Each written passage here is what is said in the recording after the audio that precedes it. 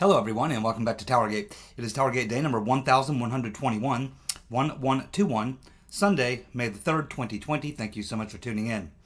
Okay, don't forget to get your votes in the comments section of this video for your pick for this week's Dumbass of the Week. We have a lot of very good candidates this week for Dumbass of the Week. Unfortunately, I really haven't been able to cover too much of some of the idiocy that took place this week. Coming out of the mouth of, well, Democrats.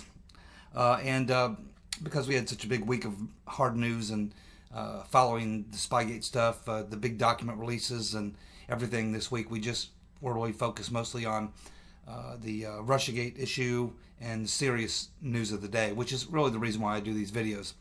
The other stuff is just, to get us through on slow days. But there were a lot of good comments this week. I shouldn't say good comments, but idiotic comments, which certainly will provide plenty of opportunities for individuals to achieve winning this week's Dumbass of the Week. I have my own thoughts on who I think I'm going to go with, and I'll get to that later in the video. But for now, let's go ahead and get back to the stories that we've been talking about throughout this week. So a lot of information came out this week. I think the two biggest revelations, of course, were the two document releases of unsealed documents relative to the Michael Flynn case. And also we had the excerpts acquired by Chuck Ross of the Christopher Steele deposition in the Alpha Bank lawsuit. So those were really dominating the conversation this week. So I just want to reflect a little bit back on that. And because there's really no major breaking news for once this week. Is like the only day this week that really breaking news didn't happen. So it gives us a chance to reflect a little bit more on these two major issues that occurred this week and where we go from here based on what happened this week. So let's go ahead and look at the Flynn case first.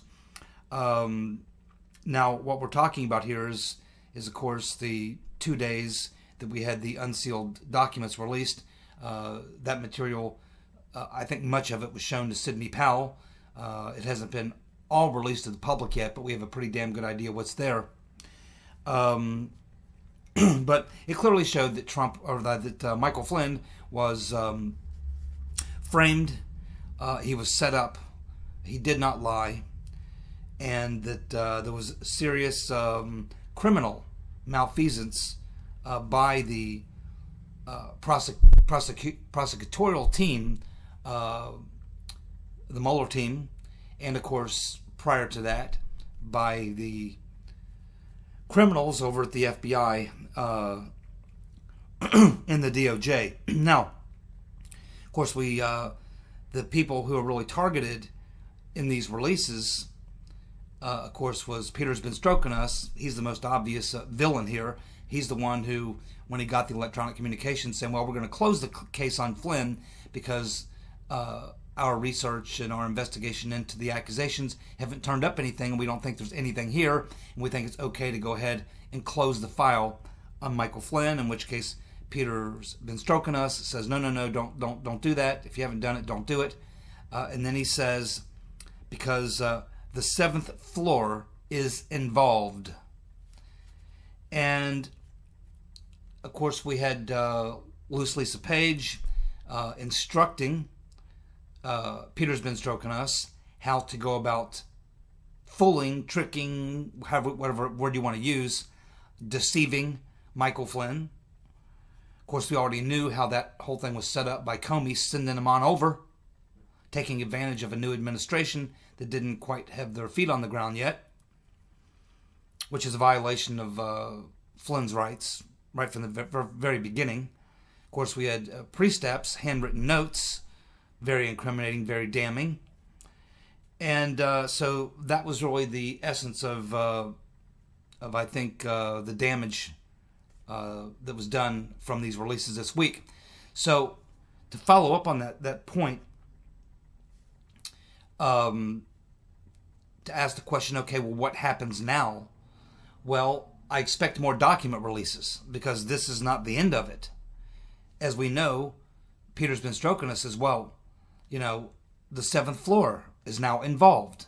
Okay? So that means that there's obviously needs to be some more documents released, because now that takes us to that point. What we need to know now is what sort of communications occurred at the seventh floor once they received this information from Peter's been stroking us, because he's telling us now that the seventh floor is involved. And of course, we know from hindsight, we know what happened. Well, they went after him for, they continued the investigation. They decided to send over a couple agents, Strzok being one of them, to set the stage to frame Flynn, or to force him into lying, or to get him fired, or to get rid of him, basically. They had to get rid of Flynn. And we know why they had to get rid of Flynn. They had to get rid of Flynn because as the National Security Advisor, he immediately would have come in, and he would have had access to all the information that would show what had been going on. It would have showed, he would have learned everything about Operation Crossfire Hurricane, all the investigations into Trump's campaign, including himself, along with all the FISA stuff on Carter Page and all this stuff. So Flynn would have very shortly after coming into his position, would have discovered all this. He was a national security advisor. He would have had access to all this information. So that's why he had to be taken out. But what really is going to be probably even more bombshell is when we get these documents, which I assume will be coming out in the next couple of days, maybe a week or two. They're probably being reviewed right now by Attorney General Barr or Mr. Jensen or maybe Durham, looking at this, because Peter's been stroking us. You know, this kind of ends with a document release on the seventh floor is, now involved. So that means that there's got to be documents of what was going on over on the seventh floor. When they say the seventh floor, they mean the top leadership of the FBI. And of course, they work closely hand in hand with the top leadership of the DOJ. In this case, we'd be talking about Comey, McCabe, Silly Sally Yates, Dana Boente. These would be the four key people, probably, that we'd be talking about. Whether or not Loretta Lynch is in that loop, we don't know. She's not on the email chain, but that's probably not by accident. And of course, we really don't know to what extent Obama would have been briefed on all of this. But I think we can assume that Lynch and Obama would certainly have known about all this. So I think that this is the next shoe to drop. This is the next thing that's going to happen as far as document releases, is we're going to get the other side of it. We've just gotten the FBI side of it, how they handled the situation when they were told, Flynn's good to go, we can close the investigation. Peter's been stroking us, no, let's not do that. Keep the investigation open. The seventh floor is involved. In other words, the leadership. So now what we will be wanting to look at, and the next step that you go to, is that now that Peter's been stroking us, told us that the seventh floor is involved, the leadership, what we need now is the documents as to the response from the seventh floor, the leadership, what their response is to the fact that Peter's been stroking us is now going apeshit because he knows they want to close the investigation. He knows they can't let that happen. They have to get rid of Flynn. They have to. They have to protect themselves. They're all in jeopardy here. Flynn will blow this thing wide open. As Peter's been stroking us said, if Flynn successfully becomes the National Security Advisor, we don't get rid of him, this all has to go underground. So, which means they would have to hide everything from Flynn, and that would be hard to do. He's a National Security Advisor. He would eventually get these documents, and then he would find not only the documents, but he would also discover a cover-up. So they had a lot of problems. They really had no choice. They had to get rid of Flynn because of what they'd already done. At this point, they're in cover-up mode. Trump's won the election. It's after the first of the year. He's going to be coming into office here. They have to get rid of Flynn. They have to get rid of Flynn, and then they have to get rid of Trump. They're both a threat to the perpetrators of these crimes. Now they're in cover-up mode. I mean, their plot failed to stop Trump from being elected. He wins the election. Now they got a lot of problems. So now they go into complete cover-up mode, and that's what this is all about. The taking down of Flynn was all about protecting themselves from having their crimes exposed. So now, on the other end of this, we should be getting some documents telling us how the leadership, the seventh floor, responded to the news that the FBI field office wanted to close the case on Flynn. Peter's been stroking and says, no, don't do that. And then he begins, going on a flurry of communications with people to let them know what the situation is. And so what we need to know now is, once the seventh floor received this information that the field office wanted to close the investigation, Peter's been stroking us, puts a stop to that, says, no, keep the investigation open. And then, of course, he begins to communicate with all these other people. So we know at this point that the seventh floor is now involved. They understand what has just happened, and now they have to make some decisions. They have to have some responses. They have to have some meetings. They have to have some discussions about, now what are we going to do? The field office has closed the investigation, or wants to close the investigation, because what we were hoping they would find something, they found nothing. So now they have nothing. We have nothing. Now what are we going to do? And so now I think the next thing that we will be looking for is those documents showing us what sort of communications, what sort of activities, actions, and the responses were taken based on the information that we have now, that Peter's been stroking us is told, we're going to shut this thing down. He says, no, you won't. No, you can't. Let's keep it open. Seventh floor is involved. Now we're going to find out. I believe probably within a week, maybe two at the most, I think, we'll now get the documents that show us what the response was from the seventh floor. And that's Comey, primarily. Remember, this is an FBI operation. Comey's the FBI director. He is the top guy on the seventh floor. When they say the seventh floor, that's what they're talking about, the director. And no doubt, knowing what we know about Jimmy the Weasel, it's going to be bad for Jimmy the Weasel. It's going to expose more lies, more corruption, and more fraud on his behalf. We already know that because they didn't drop it on Flynn. They kept it going. And then Mueller picked it up and ran with it. So, we already know what they did. Now what we need is the documents showing the conversations they had, the discussions they had, and what measures they took to ensure that the case on Flynn stayed open. And that's what we'll be watching now. We know that it then turned to this. It seemed to fall at that point on Silly Sally Yates and McCabe, because they kind of went to the driver's seat, and then they kind of did their thing, and they ended up testifying in front of Congress, and now they're talking about Flynn. So we're obviously going to get communications from McCabe, Yates, likely Comey, about what they did once this situation occurred. And that's what I think we need to look out for this coming week. That's going to be equally damaging, possibly worse, because they're the ones who actually prosecute the case. The FBI does the investigation, the DOJ does the prosecution.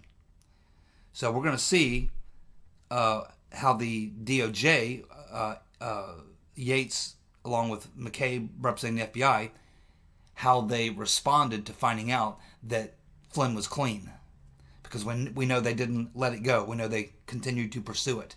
And so I expect there's going to be some very damaging information to Silly Sally Yates, Andy McCabe, and Jimmy the Weasel Comey in the next week coming up, as we get the response from the seventh floor. And I think another thing that we have to look at here is from this past week is it's pretty obvious that Clapper, Brennan, and Comey are in a unique situation. And they present a real problem for Barack Hussein Obama, because we have Clapper and Brennan both going on, doing media appearances where they compliment and praise Barack Hussein Obama and give him credits. And hey, we have to credit Barack Hussein Obama, the president Obama, Without him, there wouldn't have been this Russia investigation. Without him telling us to do the ICA, the Intelligence Community Assessment, there would not be a Russia investigation. It wouldn't have happened. So we need to thank Obama for that. Now, I always found that kind of strange when both Brennan and Clapper made that comment. I almost think it's their way of sending a message, to Obama and other power players. Hey, don't even think about throwing us under the bus because you're the one that made the call. And so I think that the three people probably that worry Barack Hussein Obama the most are Comey, Brennan, and Clapper. And that's because they really, Obama's their boss. That's who they answer to. These are all appointees.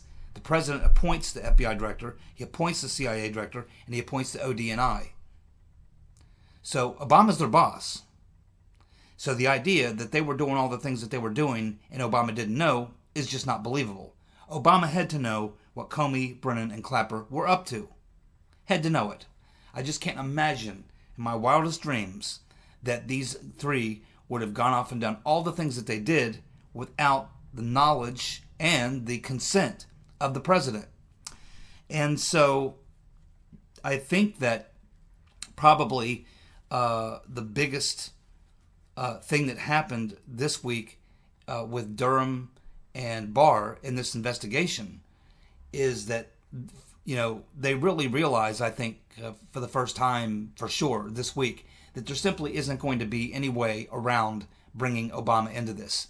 My thinking has been that they have been trying to keep Obama out of this just because generally don't like to go after a president, former president, that they probably wanted to stop it with Comey, Brennan, Clapper, and people down from there, that they probably wanted to stay out of the White House and even out of the cabinet if possible, although it may be hard to keep Susan Rice out of it, may be hard to keep Loretta Lynch out of it.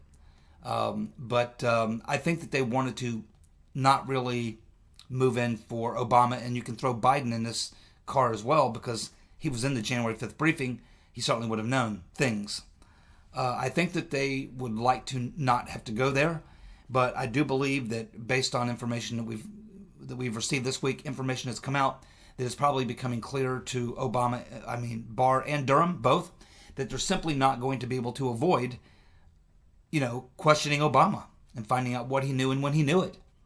You can't leave it hanging there, and I do believe that Comey, Brennan, and Clapper, they probably believe that this is their get out of jail card.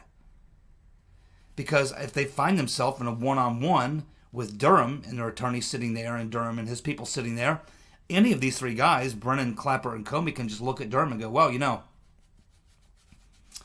I would love to cooperate with you and answer all your questions, but I must warn you that if I tell you what you want to know,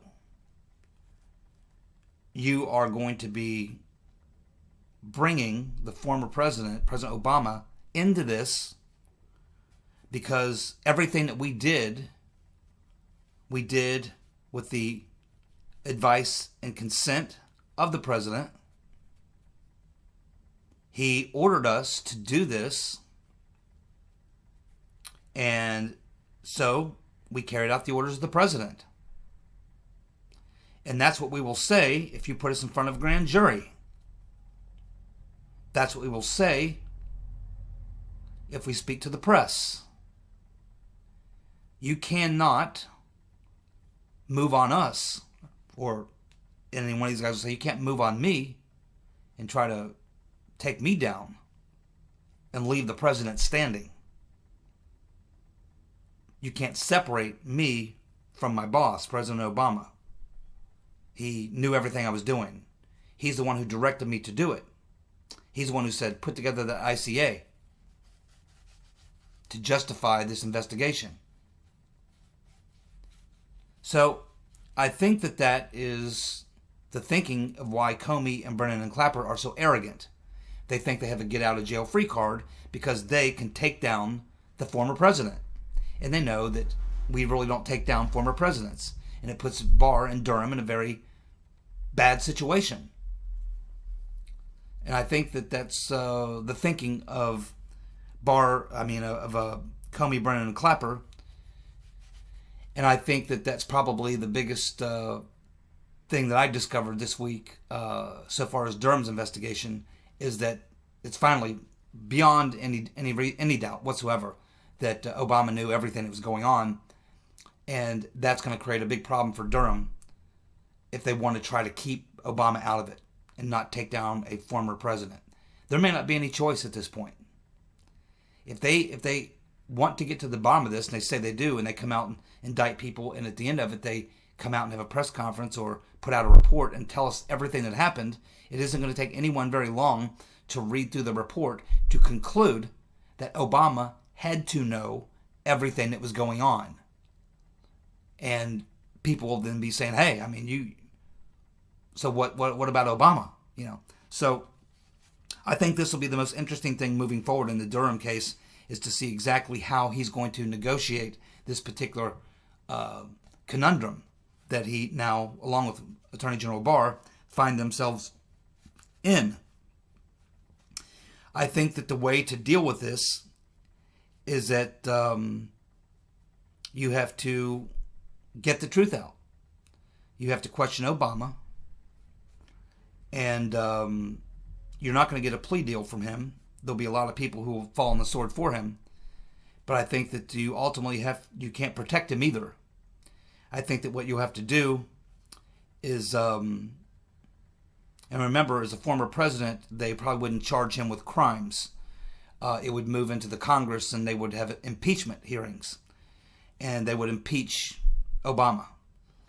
And if there were a vote to hold him somehow criminally liable because he is a private citizen now, and the Congress could refer that, I think that ultimately they would have Trump pardon him, issue him a pardon. So I think that that's probably the only way this can work out. Either they're going to cover it up, or they're going to tell the truth. And if they tell the truth, Obama is going to have to be pardoned, because clearly he's guilty. Another thing that we learned this week, which I think was critical, was the direct involvement, the confirmation. I've been saying this for a long time, as you know, but this week we got actual confirmation of direct involvement between the Clinton campaign, and specifically Hillary and her team, I guess you could call them, her henchmen.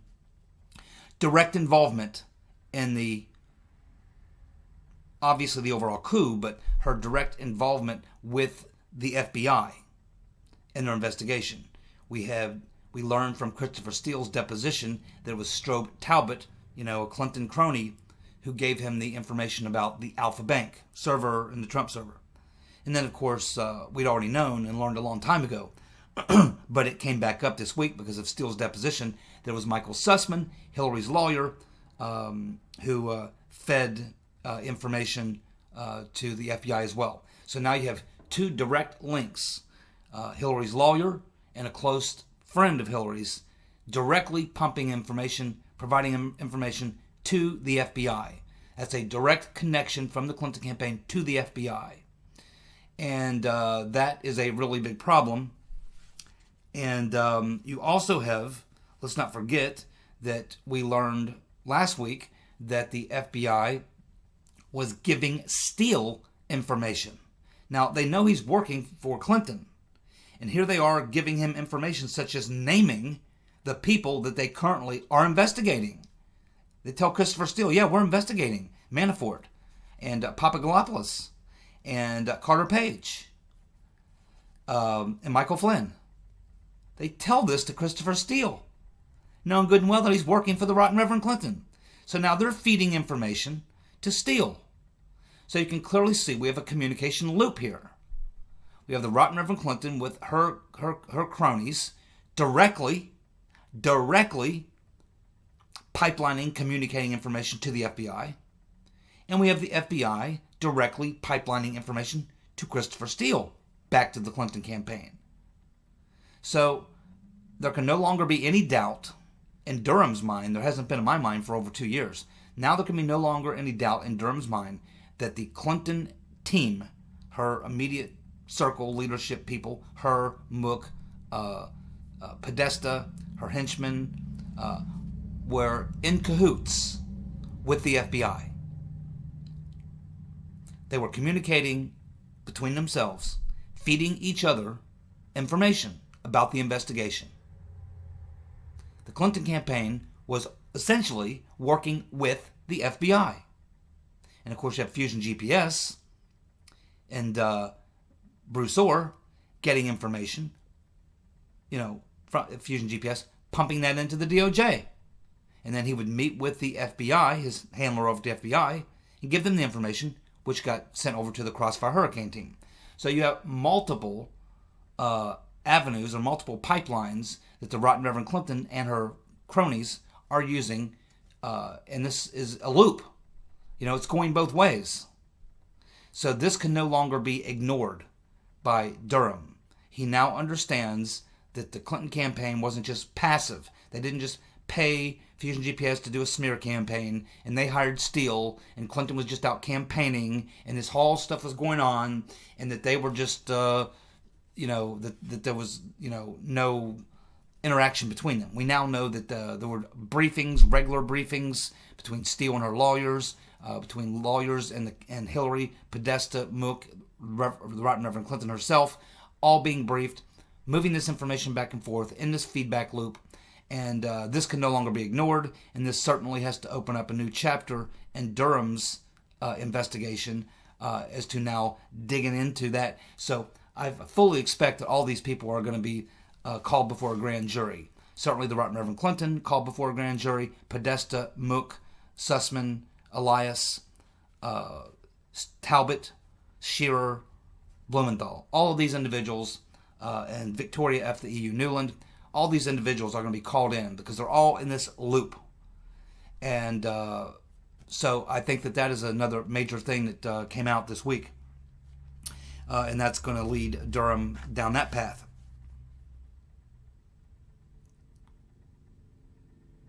And of course, this week, I think because we learned that these documents that were, leaked, or not leaked, but released, clearly show this SCO on these documents, meaning it went to the special counsel's office. So we now know that in addition to everything else that the Mueller team had back in January of 2017, they also had all this evidence on Flynn.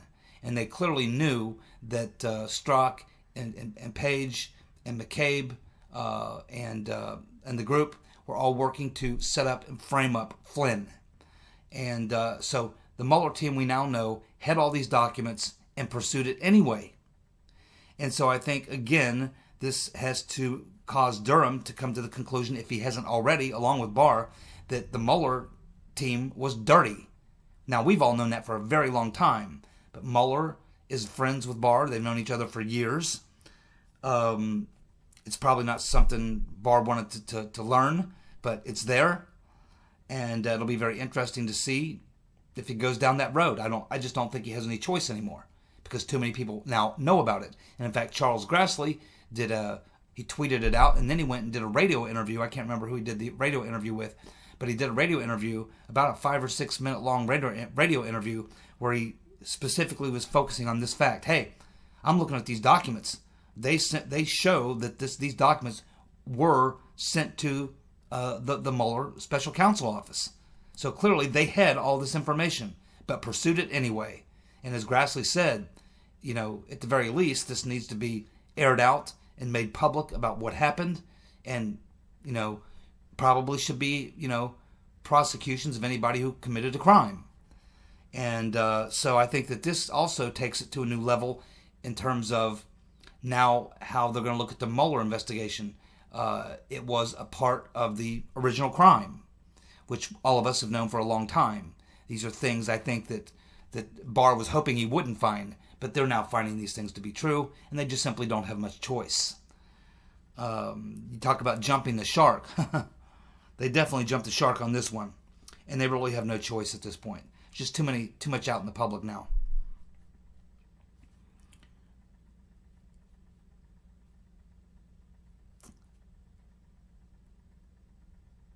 Yeah, and we also have Lee Smith, who's falling in line with quite a few other people, including myself. He's not really buying the Russian disinformation story. I don't buy it. A lot of other people don't buy it. It just doesn't make any sense. You would have to believe that the Russians are complete morons, dupes, fools, dummies, and they're not. That's just the bottom line. As I said, I don't know what Lee Smith's reasons are, but to me the most simple, obvious, common sense reason is that for this to have been Russian disinformation, the Russians would have to have believed that the FBI would have acted on the information in the dossier without investigating it or checking it out. And the Russians would simply never think that. They would think, well, we can make up this phony crap, but I mean, the FBI is going to investigate and sniff it out in 10 minutes and it's going to fall on its face. It'll never go anywhere. That's what the Russian intelligence would have thought. So, no, Russian disinformation doesn't work for me here. And it's apparently not going to work for Lee Smith. And if anyone else would just stop and think about it, they would come to this conclusion. That's why I can't believe there's so many people being duped by this and continuing to go out and push it. Well, we now know it was all Russian disinformation. No, dummy. Like Hannity. If Hannity would shut his mouth, if he would stop and think about half as much as he talks, he does a lot of talking, but he doesn't do a lot of thinking. He's a talker. I don't know if the guy ever sits back like I do and thinks about things. I sometimes just sit in my recliner. I just sit back and relax in my recliner and I just let the things that I've learned roll through my mind. I don't force any thoughts. I just let it roll through my mind and let my mind work on it. And then I go to sleep and it's on my mind. I think about it. And I do that for a day or two and then bing, something pops into my head and a light bulb goes on, and then I have some sort of a, epiphany, and I realize something. And it took me about a week after this Russian disinformation of just letting this roll through my mind. It didn't pass the gut check at first, but that's as far as it got, the gut check. It took about a week before the light bulb went on. And I said, why would the Russians think that the FBI would swallow such bullshit, which is such obvious? I mean, the Russians just cannot possibly be this stupid. They would never anticipate the FBI would believe what's in the dossier, and would never believe, obviously, that they wouldn't look into it before they ran off half-cocked and started getting FISA warrants and launching major investigations into presidential campaigns without first thinking about it. So when you just think about it, the common sense of it alone tells you that it's not there. So then you have to ask, well, then why were they saying it? Why are they doing this? Was this a cover your ass move that in case they get caught, they can fall back on this? That's one option, but there could be others. If you expect the media, and of course we saw this week after the Flynn documents were released, you would think that the media, the lying left-wing fake news media, would have to come out and just admit that they got it all wrong and cover the story truthfully for a change. No, that's not what happened. No. The whole left-wing media doubling down. And in fact, we had the Daily Beast that actually wrote this article this week. The FBI didn't frame Michael Flynn. That's just Trump's excuse for a prospective pardon. So you can see the fake news media is never going to come clean. Never, ever, ever. Why? Because they're up to their eyeballs in it. Even when Durham comes out and exposes the entire plot, the left-wing media, if you think that they're going to, Maya Copas, and they're going to come back and say, well, we got it all wrong, we were duped, here's what really happened. No. No, that's not going to happen. The left-wing media are locked in, and they're up to their eyeballs in it. They have no choice but to keep pushing the lies. Now, I didn't get a chance to talk about too many Dumbass of the Week comments this week, but boy, here's a winner. This is probably going to be my pick for Dumbass of the Week. We have this state representative from New Hampshire, Richard Comey, K-O-M-I, who put out a tweet saying, judging by the position of the female vagina, it will not be easy for anyone to just put their finger into the vagina unless there is some cooperation from the female herself. That is why I believe Tara Reade's allegations is fake. She is looking for attention. Boy, oh boy. Now, of course, he had to resign shortly after making that statement, but if that don't win you Dumbass of the Week, it'll certainly put you in contention. First of all, he talks about the position of the female vagina. I guess he's never heard of something called rape. When you you force your fingers in, you'll get them in there, pal. It's called rape. And the female vagina, well, I'm not aware of any other type of vagina, unless you're talking about someone like Barack Hussein Obama, which probably, my guess is he's probably got a trouser trout himself.